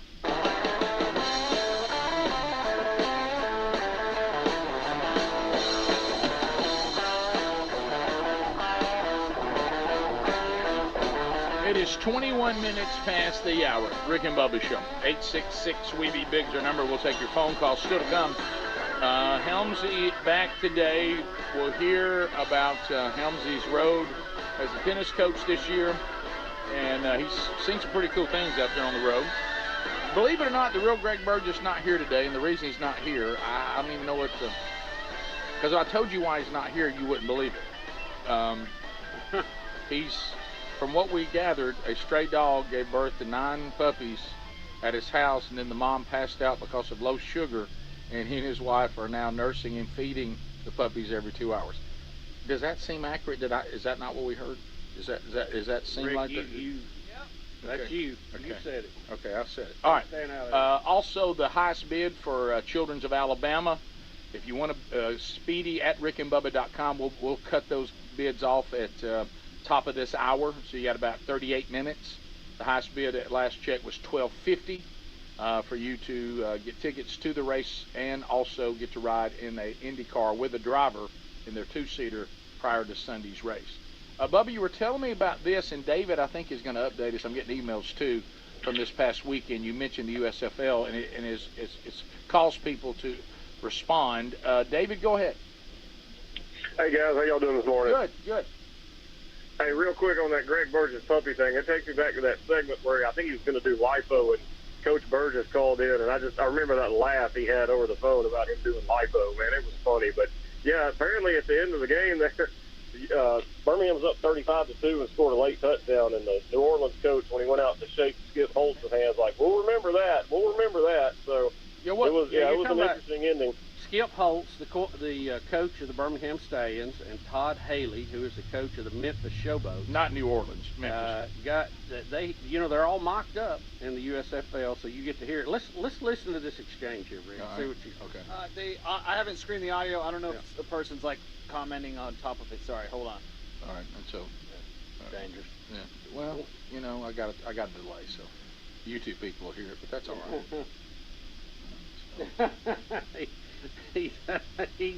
Yeah, I wouldn't use it. He cusses in it. Oh, does he? Okay. Well, he says you kicked our donkey. Okay. And said you ought to be proud or something. I'll remember it. Yeah, and he does say I'll remember. I won't forget it. Yeah, we'll remember that or something like that. So is he mad or is it? Yeah, I think because Birmingham scored close to the end of the game. Now. And they interviewed Skip after too, and he said, look, he had a lot of respect for Todd, legendary coach, coached in a lot of places, and he said, remember Birmingham's lost several key players, and he was trying to get some people some reps. And they were running the ball, and they checked out of it and threw a pass for a touchdown. Kind of late in the game. It wasn't the last second. Yeah. Well, I remember. What do you consider running up? Because I've asked this question of a couple of legendary coaches in high school. At what point do you call the dogs off? And I was told 40s and below you play like you normally play, but once the next score is going to put us into the 50s, we call the dogs off. Well, and I think also what's going on in the game. I mean, if I have the game in hand and there's no way you're gonna beat me, and there's all kinds of things that can go back and forth. I remember one time being in the game and the head coach got upset with his offensive coordinator because they had scored again, and I heard him say, and there was too much time, he said, I'm literally giving the ball to the fullback up the middle. Yeah, I mean, and he broke a run, and there's too much time left, we can't take a knee, and the fullback, and by the way, it was a third string fullback. He said the fullback, because I was on the team, I could hear him breathing. He was looking around wanting to be tackled, right, because he'd never ran that far before. and he, sometimes you can be so in a game where the other team is so outmanned, no matter what you do. So I think there's a lot of factors in that. But I do remember what he just said to Skip.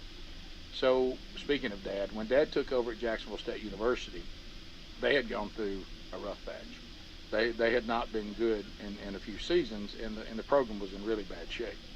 So, but in the 70s, the late 70s, they were really good. So people wanted to punish Jacksonville State for getting beat by Jacksonville State back in the prior era. Right. Okay. Right. And some of them got beat pretty good. So they had Jack State down, and they were loving it. Well, Dad inherits that, going, look, I didn't have anything to do with what happened in the 70s. And so he was playing one of their inter-conference rivals, and I mean, they beat us like a drum. And they just kept on scoring and kept on scoring and kept on scoring. And the coach was a little older for this team, and I'm not going to say who it was. So Dad walks out to midfield and shakes his hand, Dad's first year, and he says, you don't plan on retiring anytime soon, do you? And he looked at him, he said, nah, he goes, please, I'm begging you, don't retire. Please don't retire. Basically saying, yeah, I want a shot back at you. Let me get this program the way it needs to be going, and we'll see you again. Yeah. And of course they did come back and beat them. But I remember Dad asking, please don't retire. Please don't let this be the last shot we got at you. Nobody likes a drubbing. No, well, and again, it's different. There's demoralizing people, and then there's just the way the game flowed, and I don't know, I didn't see this game, so I don't know how this how that works. But I think when somebody's running it up on you, and when the game is just being played and they're substituting and they're running basic stuff and there's just too much time left. Yeah, I mean, you got a lot of your third teamers in there. You want them to get reps, and like I say, you can't. To me, it's more demoralizing just to start taking a knee when you're halfway through the fourth quarter. What do you know? No, it's a juggling act. It really is. Yeah. And I think there's, in my opinion, running the score up on somebody, there are times when maybe an opponent that has already got their feelings hurt overreacts. But most of the time when somebody's running it up in a classless way, you can tell. Yeah. By the way it's being handled, and running all kinds of double reverses and throw to the end zone, right. And that kind of stuff.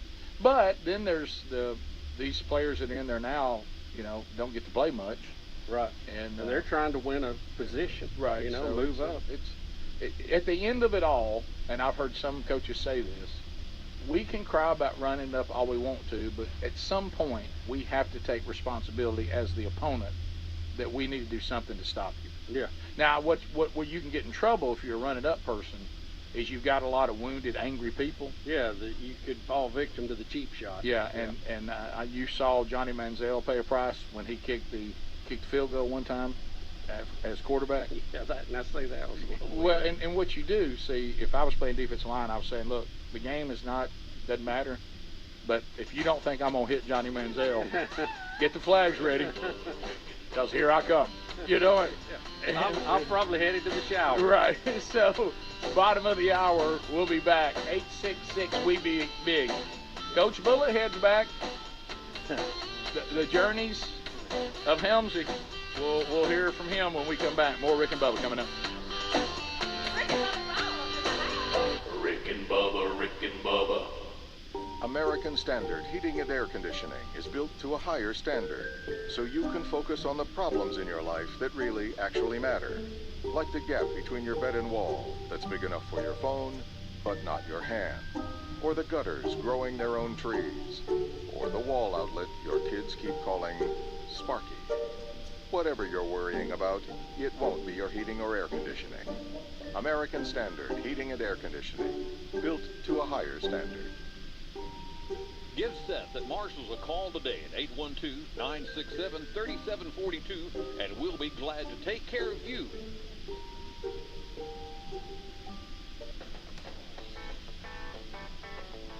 Barbecue is back in Salem, baby, and things are really smoking. New owner Bill and his family would like to invite you to come out to Po' Boy's Barbecue at 506 South Main Street, Salem, Indiana, and try us out. I guarantee you'll love it. From pulled pork to ribs to brisket and even barbecue chicken.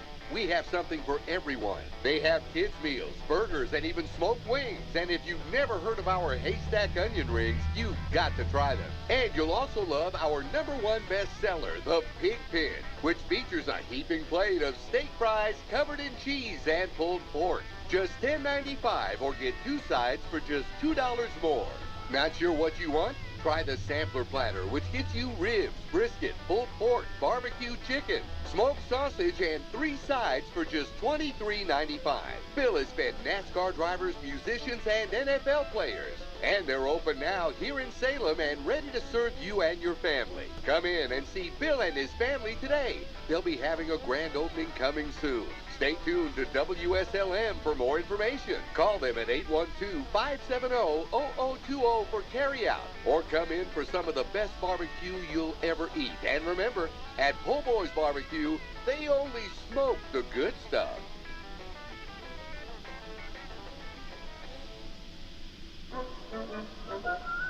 WSLM, the auto racing station of the nation. Cheese is going where it's never gone before.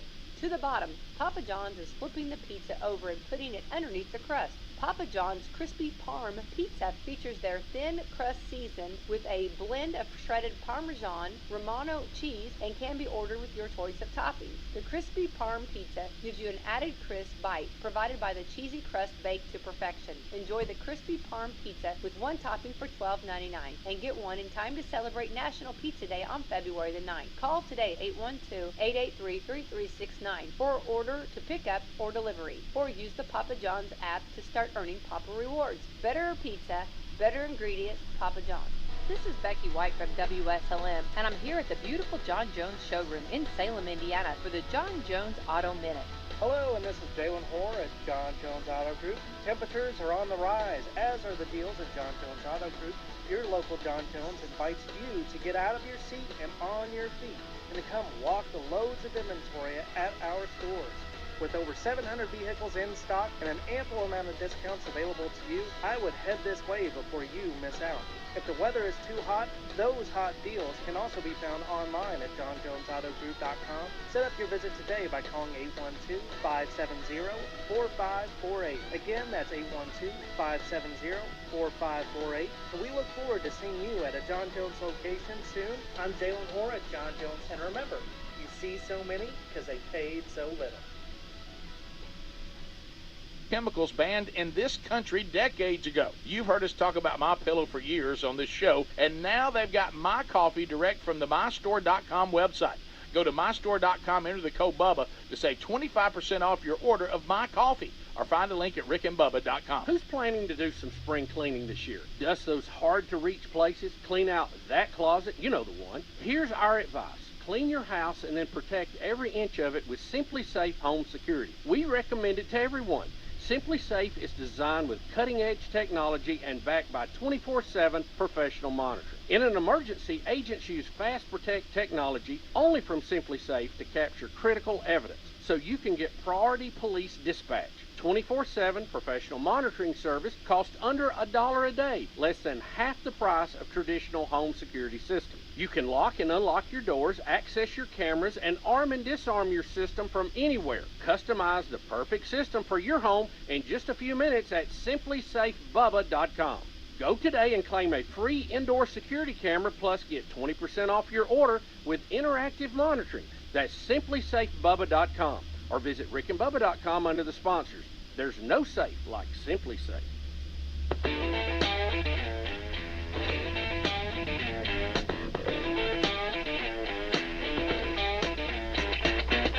Life in the fast lane, sure make you lose your mind. Life in the fast lane. It's 35 minutes now past the hour. Rick and Bubba, Rick and Bubba. Thanks for being with us. We just, believe it or not, and you have that a lot with the Rick and Bubba deals and endorsements that have been around for a long time. The audience begins to talk about all of them. I just did a Relief Factor commercial, and the woman referenced MyPillow 2.0.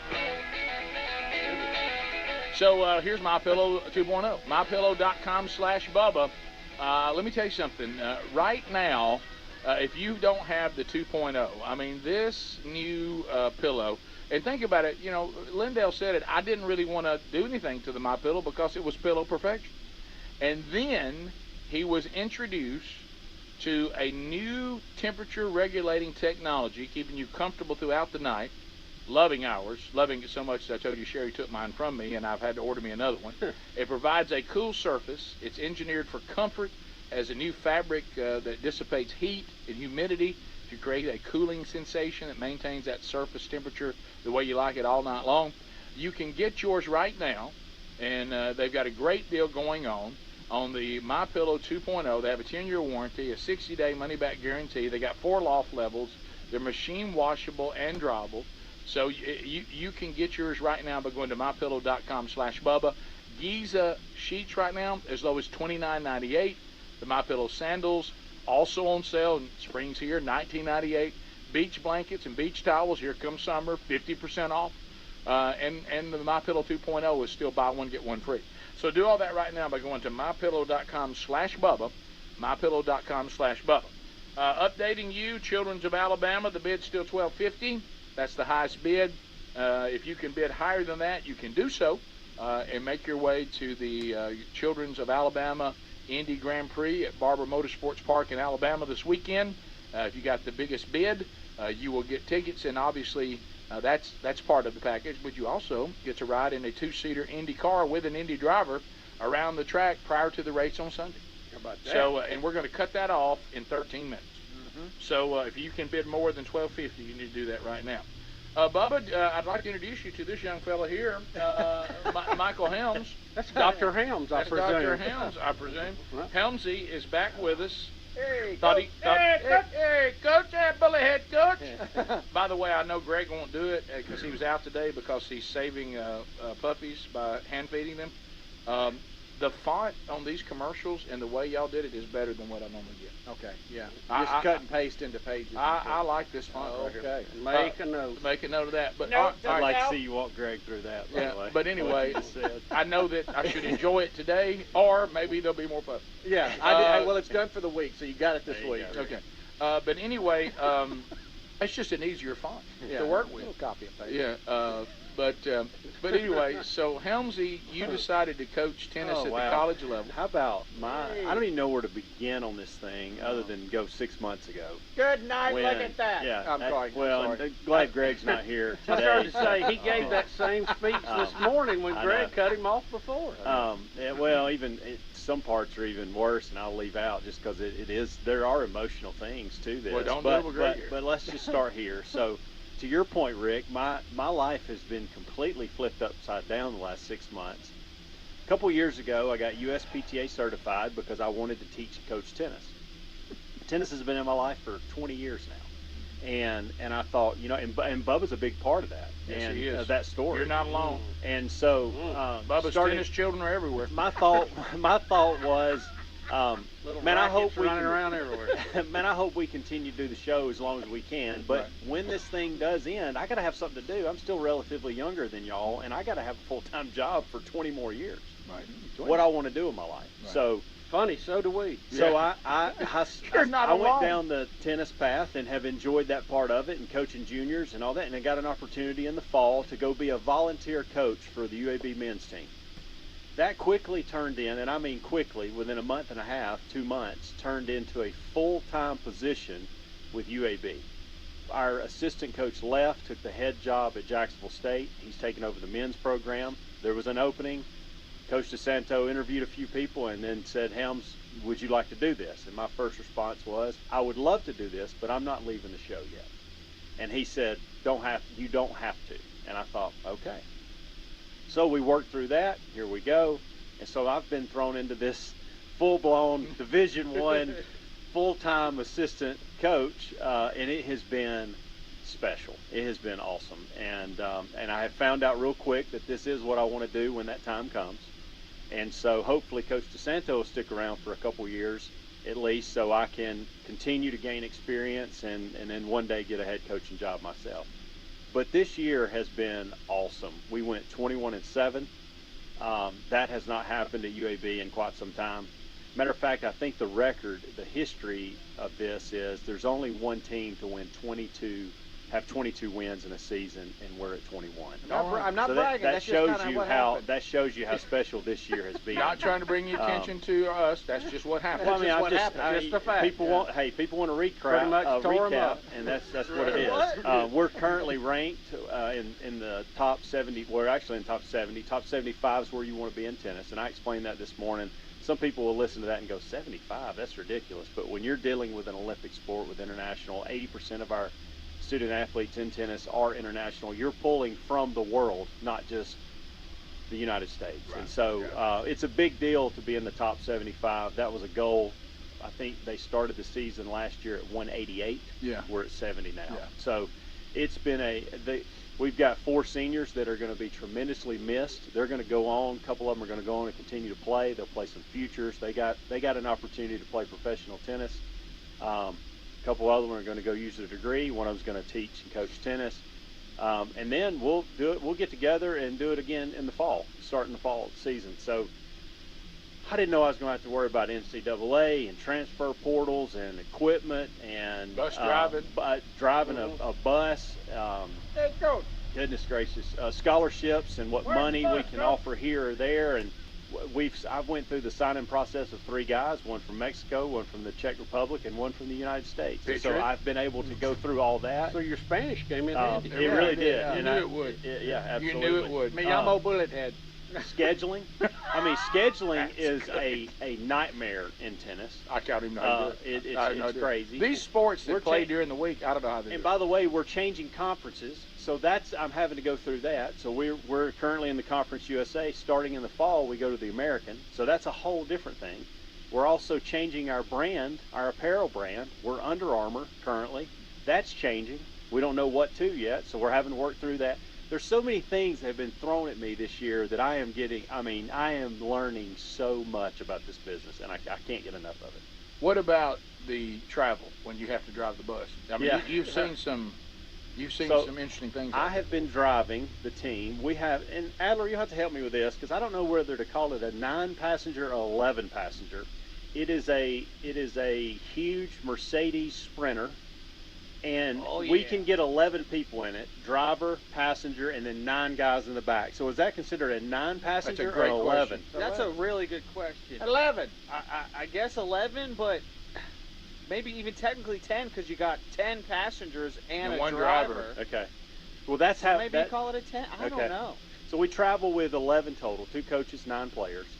And I have been driving this thing, and for any of you that have ever seen, people do call it a bus. It's huge. It's long.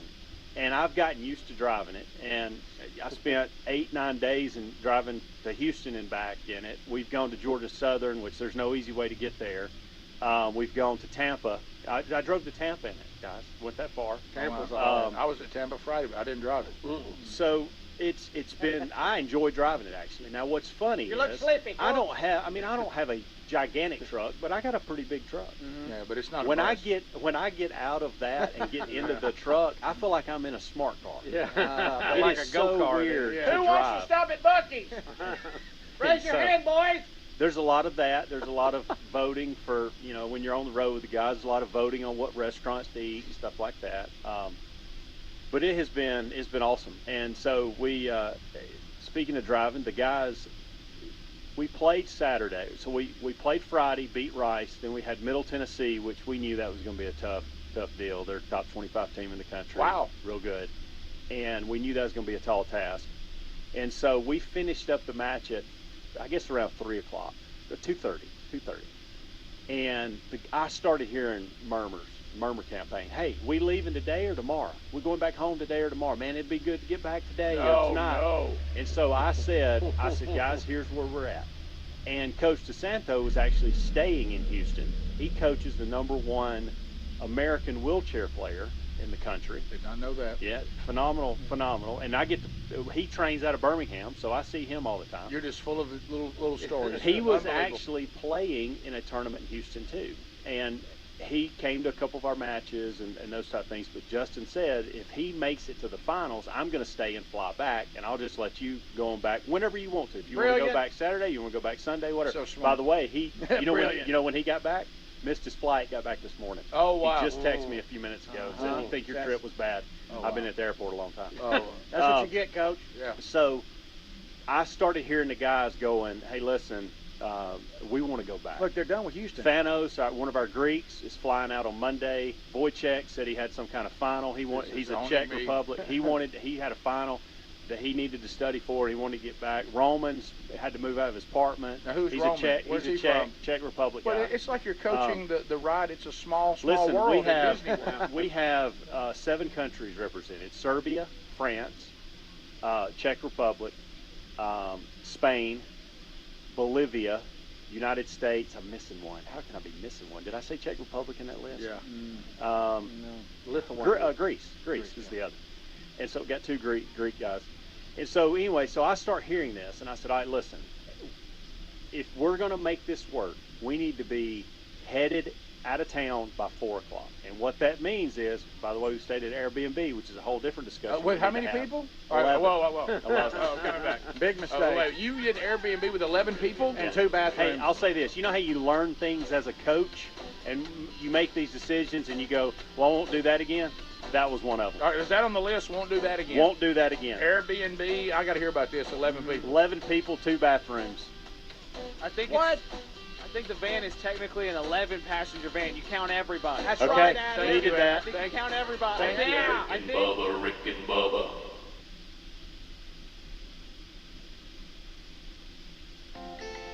I studied Spanish in college and never got fluent. But then I tried Babbel. Want the most effective way to learn another language? In just 15 minutes a day, Babbel's bite-sized lessons will have you learning another language in as little as 3 weeks.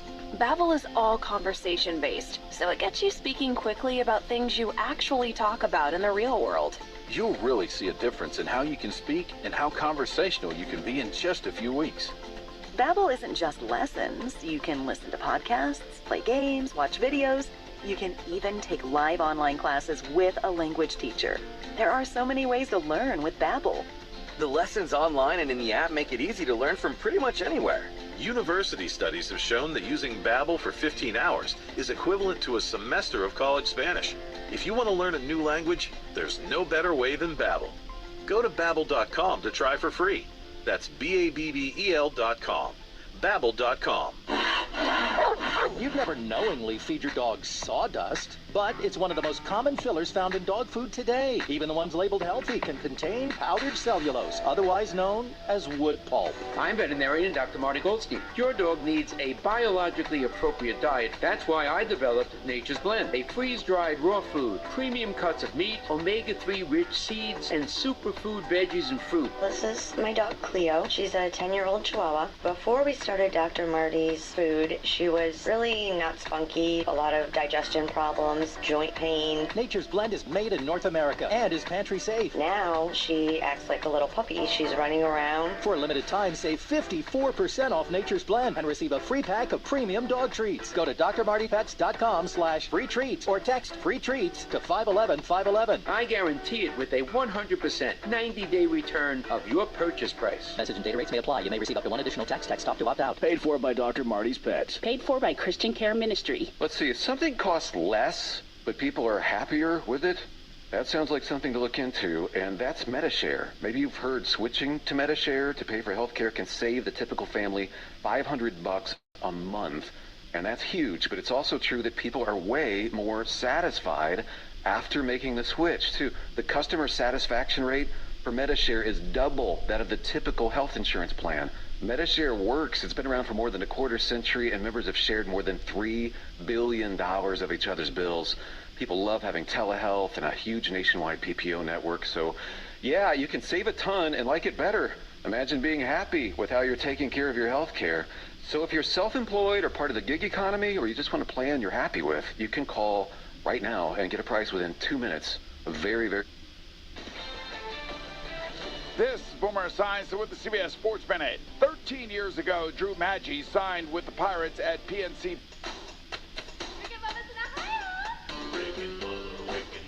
Well, it's Rick and Bubba inviting you to be with us again tomorrow for a brand new edition of the Rick and Bubba Show. Rick, it will be a busy show as always. We'll comb the headlines. We'll have a little fun, maybe a laugh or two. We want you to be part of it. Well, how are they part of it? 866-WE-BE-BIG. We always love chatting with you.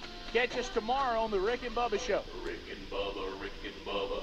If you're looking for a church in the area, try Turning Point Church at 899 West McLean Avenue in Scottsburg. Come see Pastor John Jackson and the congregation at Turning Point, a place for second chances and new beginnings. Regular services are on Sunday at 10 a.m., Tuesday prayer time at 7 p.m., and Wednesdays at 6:30 p.m. Check them out on Facebook, YouTube, or online at turningpointchurchscottsburg.com for upcoming events, class times, and more. Also, Turning Point will be having a food giveaway for the community on April the 10th and 24th from 11 a.m. till 1 p.m. or until the food runs out. Introducing Papa Bites, a new taste sensation from Papa John's. You'll get 8 savory or sweet delectable pockets of our fresh, never frozen dough, rolled up in your choice of 3 unique, delicious choices: chicken parmesan, jalapeno, or Oreo cookies. Get an order today to share or call in an order just for yourself. Chicken Parmesan Bites are made with fresh dough, grilled chicken, Parmesan cheese, and pizza sauce. Finished with garlic Parmesan seasoning. Served with pizza dipping sauce. Jalapeno Bites are made with our fresh dough topped with a signature cheese, Alfredo, and jalapenos, rolled up, cut into 8 shareable bites, and baked to perfection. Served with ranch dipping sauce. Oreo Cookie Bites are topped with cheesecake filling, Oreo cookie pieces, baked to perfection, and drizzled with icing, served with icing for dipping. Remember, Papa John's, right here in Salem. Call 812-883-3369 for your order or pickup or delivery. Better pizza, better ingredients, Papa John's. This is Becky White from WSLM, and I'm here at the beautiful John Jones showroom in Salem, Indiana for the John Jones Auto Minute. Hello, and this is Jalen Hoare at John Jones Auto Group. Temperatures are on the rise, as are the deals at John Jones Auto Group. Your local John Jones invites you to get out of your seat and on your feet and to come walk the loads of inventory at our stores. With over 700 vehicles in stock and an ample amount of discounts available to you, I would head this way before you miss out. If the weather is too hot, those hot deals can also be found online at johnjonesautogroup.com. Set up your visit today by calling 812-570-4548. Again, that's 812-570-4548. And we look forward to seeing you at a John Jones location soon. I'm Jalen Hoare at John Jones, and remember, you see so many because they paid so little. The Lutheran Mission Federation and St. Peter's Lutheran Church of Brownstown, Indiana, invite you to pray the Lord's Prayer. Our Father, who art in heaven, hallowed be thy name. Thy kingdom come, thy will be done, on earth as it is in heaven. Give us this day our daily bread, and forgive us our trespasses, as we forgive those who trespass against us. And lead us not into temptation, but deliver us from evil. For thine is the kingdom, and the power, and the glory, forever and ever. Amen. Caring people make the difference. You can feel it the minute you walk into Meadowview Health and Rehabilitation. Experts in long-term care. Not just doing a job, but following a calling. They're here to help you and your family find answers, solutions, and peace of mind. In fact, they become an extension of your family. For more information about Meadowview, visit ascseniorcare.com or call 812-883-4681. That's 812-883-4681.